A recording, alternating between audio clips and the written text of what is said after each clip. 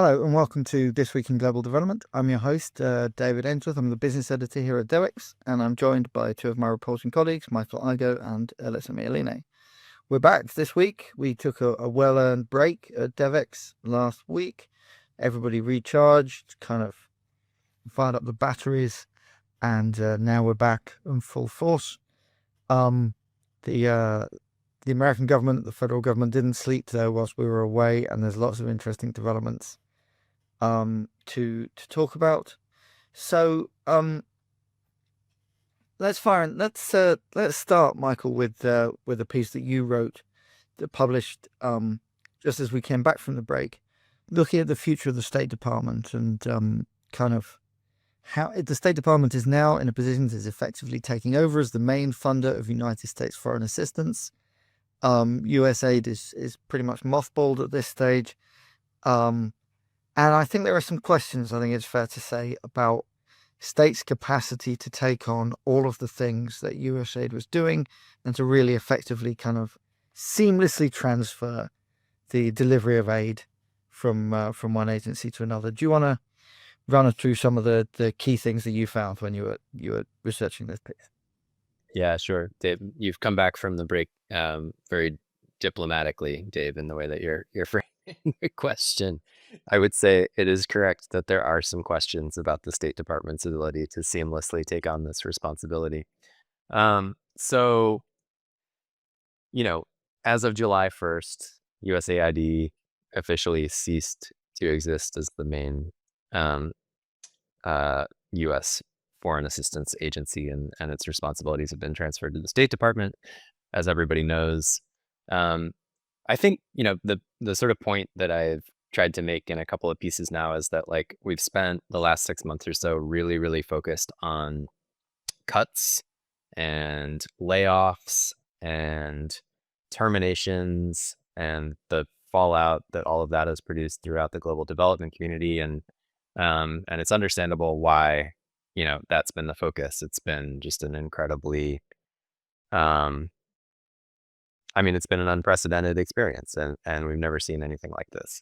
However, I think at this point, a lot of the concern now sort of shifts to what happens next, and what does the future of foreign assistance look like in a world where the U.S. State Department is the entity responsible for delivering it. And, the reason that is a front and center concern is that the State Department still has many billions of dollars to spend and no USAID to sort of push around or help to do it. So how do they do it? And I think that's a really open question at this point, and the question that we're not getting a lot of parameters around, if you will. Like when USAID was being dismantled and the programs that it was implementing were sort of going through this incredibly fine meshed sieve in terms of what could and could not exist. We heard a lot about the Foreign Assistance Review that was going to sort of characterize what falls within the U.S. national interest and what sort of reflects an America First approach to foreign aid. We haven't seen sort of any outcome of that. We don't have those criteria at this point. Then we heard, Marco Rubio and others on the Hill talking about how the State Department's model was going to be all about sort of, pushing responsibility out to embassies and to have a sort of much more ground up approach to foreign assistance priority and implementation. But we still don't really know what that looks like. And the State Department hasn't been spending a lot of money, particularly not on foreign assistance. So we don't have a lot of models to kind of attach a sense of what's going on to. And then, with all of that said, we're hitting pretty full speed ahead towards the end of the current fiscal year, which ends on September 30th. And, by some estimates, the State Department has about $20 billion to spend. And some of that, I don't know how much, presumably the State Department does know how much, is going to expire if it's not spent by the end of the fiscal year. So they're running into this sort of cash crunch, or I guess the opposite of a cash crunch, whatever it is when you have a certain amount of money that you have to spend in a certain amount of time. I've never been in that situation, so I'm not exactly sure what it's called. But the question is, can they figure this all out before it's too late? Do they even want to? Or are we going to get into a situation where there's all this unspent money, and maybe that was the goal all along? So a lot of big questions out there, and I think a lot of them are going to start to come to a head in the next month or so. Yeah, like that confuses me slightly because they've cancelled a whole bunch of programs and they've announced the budget. They could have just set a lower budget if they wanted to. They could have said we're going to spend less money. So if the goal all along was to not spend the money, they could have just said so. It's hard to believe that the Republican Party, as it stands, would have objected to them setting lower figures. There didn't seem to be any huge push to spend still $38 billion this year on US foreign assistance. They could have just said they were going to spend 15 billion, 20 billion and not put themselves in this situation. Yes and no. The administration is legally required to spend money that's appropriated by Congress. So if they're not going to do that, they have to come up with some sort of legal avenue not to. And that's why we saw the rescission earlier this year, to essentially send money back to the Treasury instead of spending it. But, it may be the case that the State Department doesn't spend money that it has been appropriated by Congress before the end of the fiscal year, and that some of that money expires. And then we're in sort of this messy situation where I think, the State Department will be blamed for sort of letting foreign assistance fund expire. It'll sort of raise a lot of questions about the constitutional separation of powers and what it means for the executive branch not to follow through on spending plans that the legislative branch put forward. We're definitely in that territory right now, and I think a lot of those conflicts are going to become really heightened over the next month or so.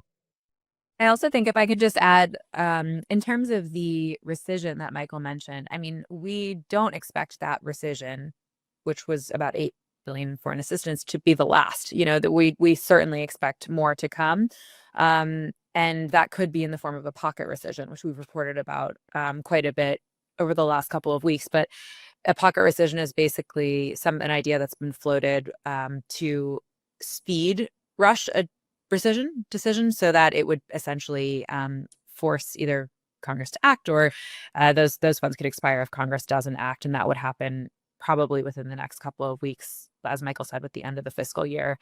So there is, I think it'll be a really interesting next month as we see, will there be more, as Michael mentioned, like legal avenues or potentially arguably illegal avenues to push that money out in a way that doesn't actually get it spent, if that makes sense. I'll just jump in on the pocket rescission thing really quickly. So I did a little count on my Google Calendar before jumping on here, and I'm pretty sure that this Saturday, August 16th, would mark 45 days before the end of the current fiscal year. And the reason that that's important is that when the White House sends a rescission proposal to Congress, and again, this is a proposal to send money that Congress already appropriated back. So we don't want to spend that. We're not going to spend that. With your approval, we won't spend it. But when they send that proposal, it essentially freezes the funding for 45 days, during which time it can't be obligated for programs, and during which time Congress is supposed to either approve or deny the rescission proposal. So the sort of like untested maneuver here is that if you send one of those proposals within 45 days of the end of the fiscal year, any funds that are expiring at the end of the fiscal year can't be used before they're expired. You've got like a 45-day freeze that extends until the end of the fiscal year, so the funds are just automatically going to expire. It's like a very tricky maneuver that the Government Accountability Office has found to be illegal. But Russell Vought, Trump's budget director, has for years been like really keen on testing, and he thinks it is within the president's authority to do. So I think we're setting up like a Supreme Court battle here over separation of powers and the congressional power of the purse, and it may play out within the scope of foreign aid. this is very much a kind of paradoxical outcome kind of situation, the thing where something has to happen and can't happen at the same time. I described it the other day, and I want to use this metaphor again because I like it so much, as a slice of toast tied to the back of a cat. Toast must land jam side down, the cat must land on its feet. You tie one to the other, you end up with something that can't come down at all, and you're left with something that spins around eternally. It's a kind of theoretical anti-gravity device. I will say that researchers at a British university actually tested whether toast did actually land jam side down, and apparently it's 81% of the time. If you drop a slice of toast, it will land jam side down. So that's important stuff to know. This is a good one. I feel like usually your metaphors are particularly British and difficult for your American colleagues to figure out. But this one, we're all on the same page. So I appreciate that one. Yeah, our Devex listeners just got an inside look at what meetings with Dave are like. So Thanks so much, guys. Thanks for the moral support there. That's enormously appreciated. Yeah, but that's essentially the situation that we're in. And it's kind of worsened because there aren't actually the people at state to do the job, fundamentally. USAID had 10,000 staffers whose job it was essentially just to give away money. And that's how many people it took to give away $60 billion a year, or whatever it was. That was the total US foreign assistance budget. USAID only gave away a proportion of that. But still, you needed thousands of people to give away money effectively. And all of those people have been sacked. And state has responded by making its own redundancies. And so there aren't even as many people at state as there were last year, let alone the extra people that we would need in order to give these funds away. And it looks as if we are quite some way away from state being in a position to actually give away funding in any way effectively. Yeah, the comment that I've heard from a lot of folks is we shouldn't expect that this is going to get figured out on the timeline that has been sort of that we've been presented with, essentially, USAID folding effectively on July 1st, State Department taking over, you've got the end of the fiscal year, we might have expected that things would get resolved because those are the actual deadlines that exist. But I think a lot of folks in the development community who are watching this are thinking it's much more likely that we'll see whatever the new system is, emerge somewhere more in the ballpark of a year or longer. I do also just want to add that it's not that we've seen zero movement. So last week, as many of my colleagues were enjoying their break, I was holding down the fort, and I saw that the State Department has issued a tender for RETFs, which are ready-to-use therapeutic foods. So some money is starting to go out the door. There's also been I've noticed bits and spurts throughout reporting. So there was some foreign assistance money tagged for the Philippines. So things are moving here and there. I think the interesting thing about RUTFs is the figure was 93 million. And there was also another separate 52 million that was going to the World Food Program. And this is specifically whereas the RUTFs were for these kind of highly fortified peanut paste products that are made in the US. The 52 million was from American farmers and producers. So my understanding was that was Title II Food for Peace money. So there is some money coming out the door. We'll see exactly what that looks like. It's something that we've been keeping our eye on, just looking at, where are the certain commodities, especially the food commodities, which have gotten a lot of play. But something that here at Devex we're really looking into figuring out is just where is all of this food right now? Where is it going? That latter number that I mentioned, that 52 million, in a State Department press briefing last week, it was said that's 12,700 metric tons of food that are currently in warehouses. So we're still trying to figure out, okay, where is that going? What does that mean? I mean, they've put broad strokes over which countries, but it's moving, right? And it's a work in process to figure out okay, which decisions will be made, how much money will go out the door. And as Michael and Dave have both been mentioning, that deadline figure, right? How much will actually be spent before the end of the fiscal year? All right. Okay. Well, so that's at state then, but it's not just at state that weird and wonderful things are happening right now. So, Alyssa, why don't you tell us a little bit about Ken Jackson's world tour, which is I think caused some mixed reactions also in the aid community. Yeah. Yeah. So I was hearing about this from a couple of folks, and I think the way it was initially described to me was, someone facetiously said there should be like band t-shirts made with the list of all the different countries because there were so many different places that these officials were visiting. Which, it's if you're visiting programs, not really a huge deal. But I think what was getting people, or raising eyebrows among folks that I talked to was the fact that this visit came as all the missions at USAID were shuttering. So these are, So let's go back a step, actually. Sorry. So who is it who's actually kind of doing this kind of tour? This is Ken Jackson. Who's that? And who else is with him? So Ken Jackson is a USAID Deputy Administrator for Management and Resources. So he's one of the top shelf now at USAID. He's been there for a couple months now.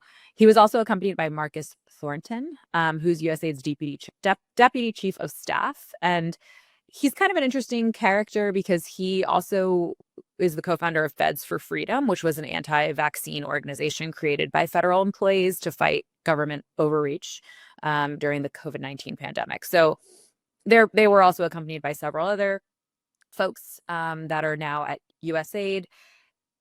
And they went to several different countries. So that was Belgium, El Salvador, Egypt, Guatemala, Jordan, Kazakhstan, Kenya, the Philippines, and Senegal. And that's according to several folks that were familiar with the trip. So they went to each of these countries, and some they visited programs, and others they held meetings. And a lot of it was really, kind of described to me as a check-in of where are we with the closeout? How are we winding down? And it occurred for most at the same time that mission directors and staff were, packing up their homes. I talked to a couple staff that were, in the process of putting things into boxes.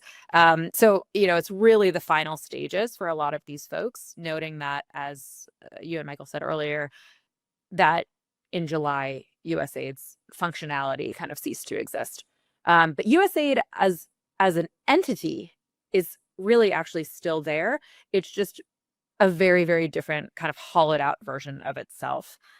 We had previously reported on past numbers about closeout and kind of USAID becoming this quote legacy organization that will just be focused on winding down. So that's things like canceling contracts and making sure that things are disposed of and really just kind of the bits and pieces that go into shutting down what was once the world's largest aid agency.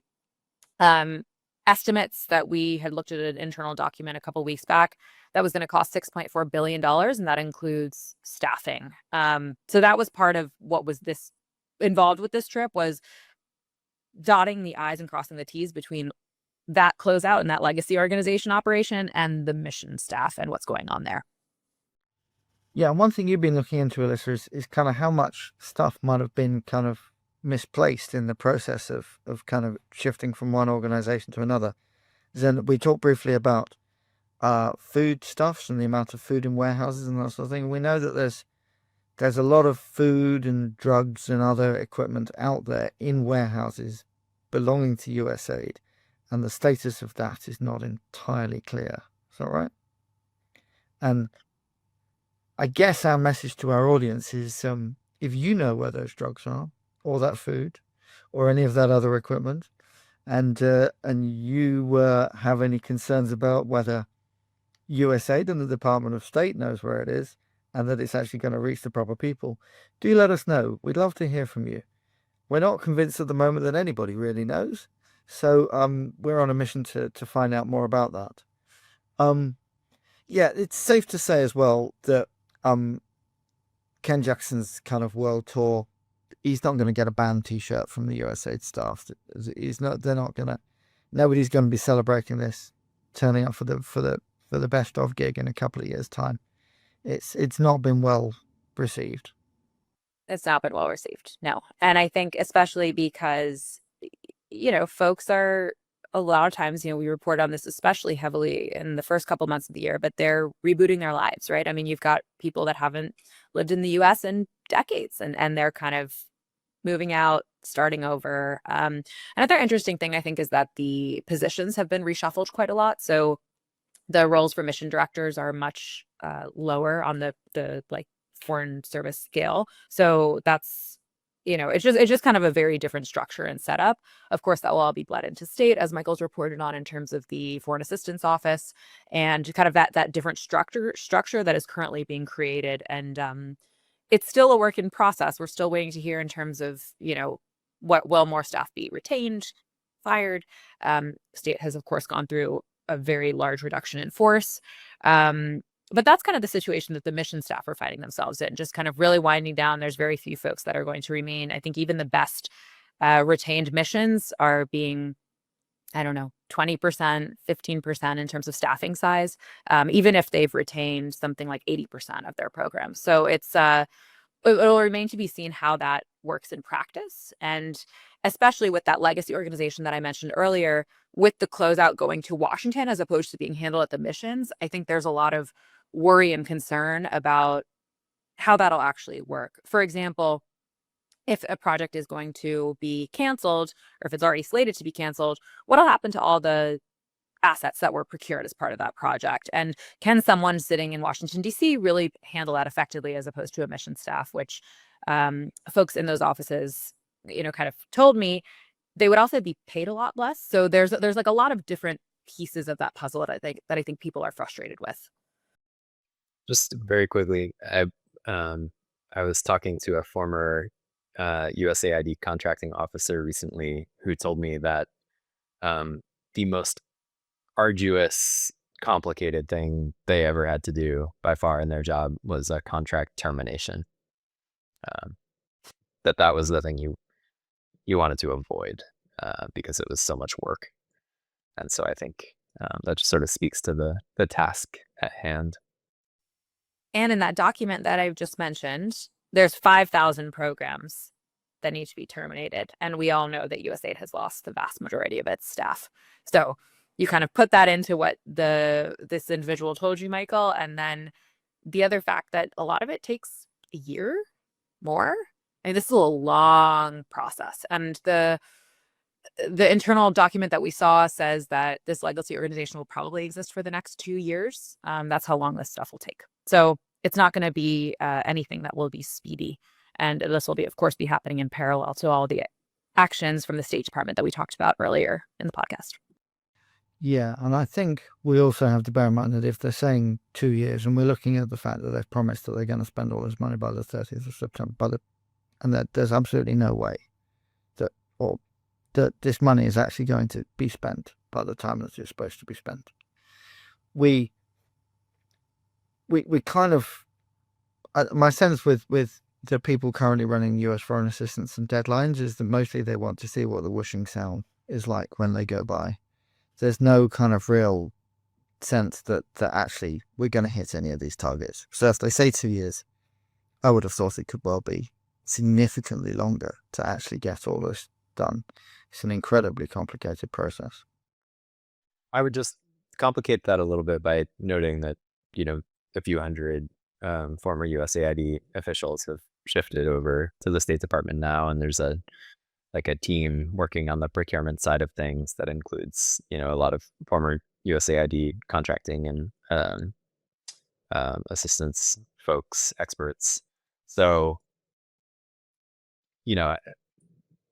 what you said probably rings true at the top, but I think there are a lot of folks who are working really hard to try to make something work and to try to figure out some solutions here.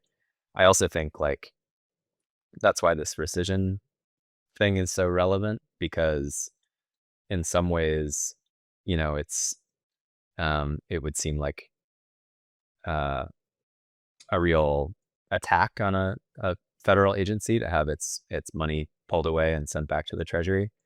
But for an entity like the State Department right now, which is facing a huge task with very little time to accomplish it, it's sort of, this is a weird way of putting it, but it's kind of a solution, right? Because it takes some of that pressure off of them, but also doesn't leave them holding the ball of unspent funds. It sort of moves that decision over to the Office of Management and Budget instead of putting it on the State Department. So just to say, lots of moving pieces, and it's not all a monolith.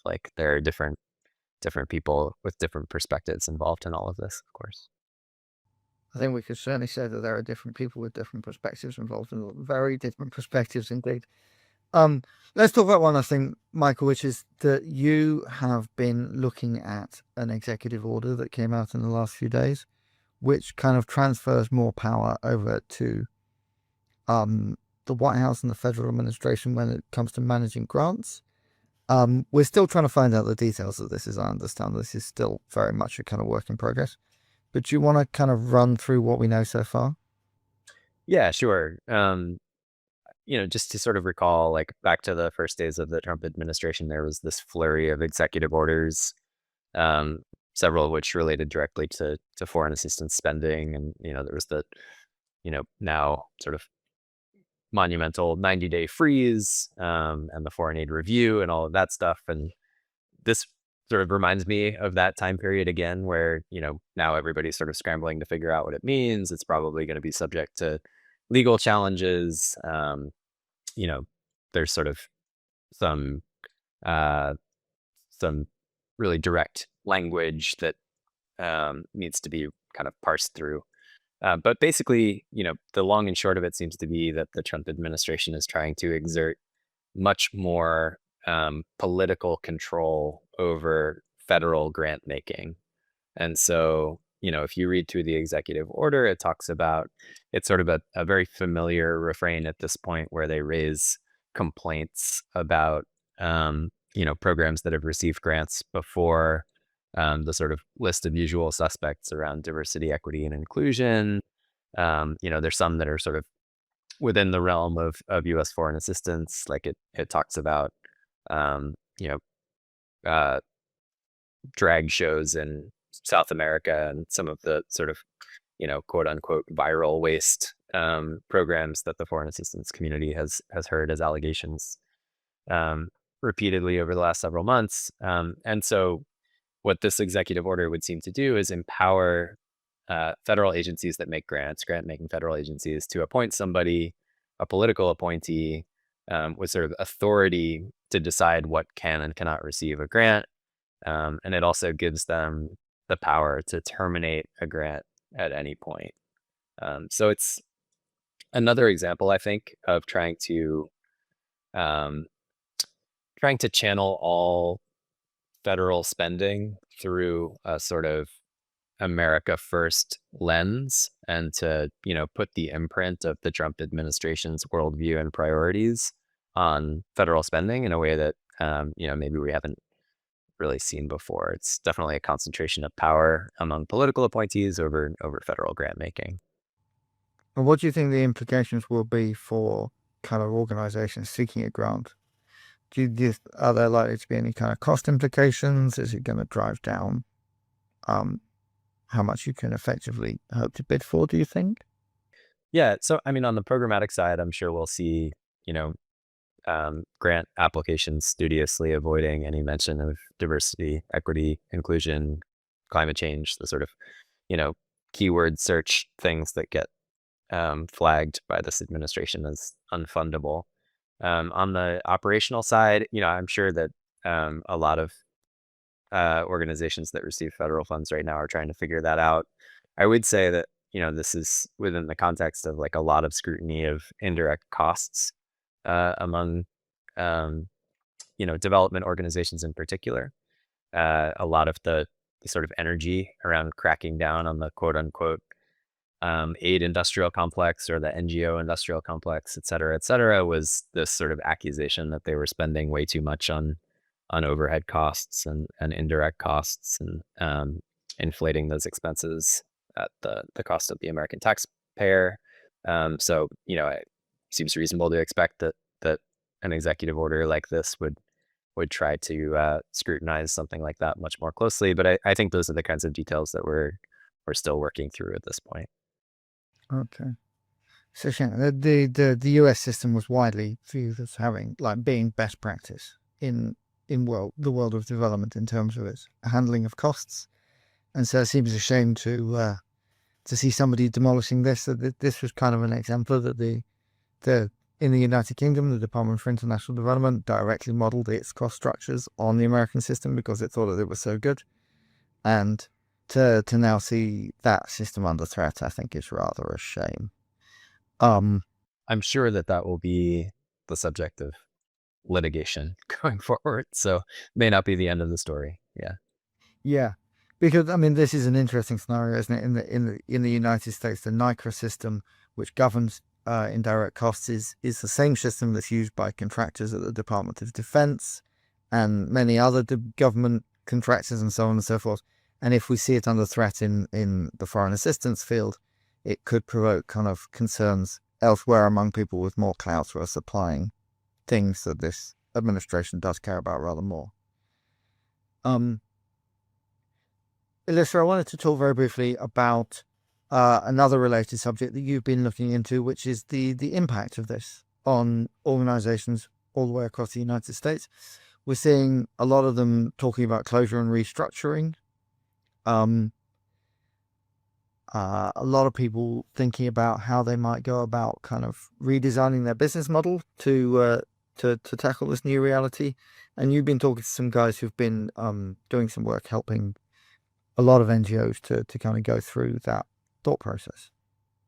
Yeah. So as we have made very clear throughout this podcast, the times are changing and organizations are following suit.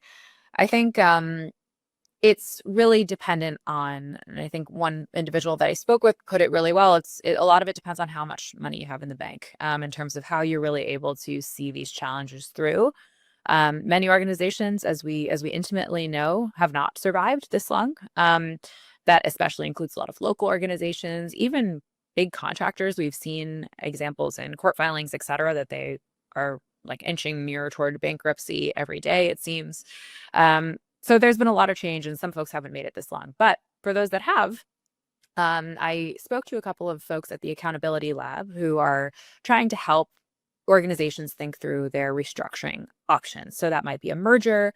It might be, joining together with another organization on one project. It might be figuring out new fundraising streams. It's kind of, there's a whole number of different options and ideas that the Accountability Lab is trying to help people think through to make those transitions a little bit more, I guess, as seamless as it can during this time and day. There's what folks expect is that actually, we saw, of course, a lot of shuttering happen earlier this year. Many are actually expecting another round of closures, et cetera, to happen this fall when organizations at that point have gone about 6 months. And a lot of people who were surveyed by Humentum and others have said indications that they have about a 6-month window. Some had less, way less. Some had 1 month, some had 3. Of course, we're talking about nonprofits, not profit-making institutions. So, the budgets are not entirely long here. But I think that can be expected, right? Just to continue to see the way in which this sector will be impacted going forward. So it remains to be seen exactly how this will work in practice. Will we see many organizations coming together and merging at the table? I don't think we can say that yet. I haven't really seen, I think there's a lot of people expressing interest, but I haven't seen that many organizations that are actually linking together in a traditional merger fashion. I think what's really happening, or at least what we've noticed at Devex, is a little bit more of that in between. People figuring out the intermediary solutions of hey, not completely throwing in the towel or not completely transferring over to a different entity, but looking at different ways to function going forward. Yeah. I was worth saying in the United States that we just been looking at the data, and somewhere between 2/3 and 3/4 of the funding for US-based INGOs does not come from the government. It comes from the public and from the philanthropic sector. And so we're trying to work through exactly what the numbers are, but we think that the US INGO sector has taken probably a 15 to 20% hit from what's happened so far, which is obviously significant, but not the absolute, not perhaps as bad, I should say, as some people feared. I think it's still a very serious position. And I think that's right as well, that a lot of these organizations probably had 3 to 6 months funding in reserve to kind of tide them through tough times, and they're going to try and ride that out. And then, so a lot of people, September, December time, but in that sort of period, are going to finally run out of money and run out of road. I think I would personally expect to see a lot of those organizations kind of use that time to arrange an orderly transfer of surviving programs to other organizations. So we might not see a kind of full merger, but a lot of stuff just kind of moving on. But then a lot of people also have time to kind of downsize and rethink this. I covered a lot of funding cuts in the United Kingdom a few years ago, and it was striking how few organizations actually went completely out of business. Some, certainly, but most found some way to survive or another. Either they merged into another organization, or they novated the majority of their contracts. Over novated, just kind of finding a new organization to deliver an existing contract, or they found other kind of funding sources and reimagined things. It was rare to see organizations go completely out of business. What we obviously don't know is the impact, as you said, Alyssa, on local organizations, and I think that's a position where it's harder to get good data, and we simply won't know what's happening there. Okay, all right. I think we've kind of cantered through all the major developments in the last couple of weeks from within this obviously incredibly fluid funding situation in the United States. I'm confident that there are going to be more twists and turns to come in the next couple of months, and hopefully we'll be able to keep you up to date with absolutely all of that as it keeps coming along. We have... Sorry, Michael, did you want to come in with some last words? There's just one thing I forgot to mention is that we also have like congressional budget negotiations ongoing, and we will see something or not there. I think the expectation is that it's unlikely that Congress will be able to approve a budget by the end of the fiscal year, and we'll see it's called a continuing resolution for probably some number of months, which would just sort of kick that can down the road. But I think the big point to make here is that we've been talking a lot about the Trump administration, but there are also these currents through which Congress is going to start exerting a lot more of its own influence on these processes too. And so so much of this has been driven by the White House for the last 6 months. But as you've just noted, Dave, like a lot of this is probably going to take longer than folks might have initially expected. And in that context, I think Congress is going to start to insert itself more assertively as well, in both kind of like the budget side and also probably the structure side and what foreign aid looks like in the future. Sorry, I'll let you continue with your wrap up now. Something that's worth saying is that some of the more extreme measures that have been proposed are actually going to need 60 votes in the Senate. And that obviously is something that it's very unlikely that Donald Trump can muster. And therefore, we are going to see a situation where some of the White House proposals do collide with reality in a very serious way. And it's not at all clear what will happen when we reach that situation. If Congress mandates that money must be spent and the federal administration shows relatively little interest in spending it, it's not entirely clear in all circumstances where we go next. Anyway. Yeah. No, and I think we're already starting to see some of those conflicts within the Republican Party. Just as a very brief example, we had this rescission effort. The congressional supporters of PEPFAR succeeded in pulling the PEPFAR funding out of that rescission. Then the House budget proposal includes like a pretty significant amount of funding for PEPFAR, and in response, writing for the Conservative Heritage Foundation, Max Primorak, who's was involved in Project 2025 and has been a longtime commentator on U.S. foreign assistance, sort of took aim at that and said House Republicans should have cut much more from PEPFAR, and they're sort of squandering this opportunity to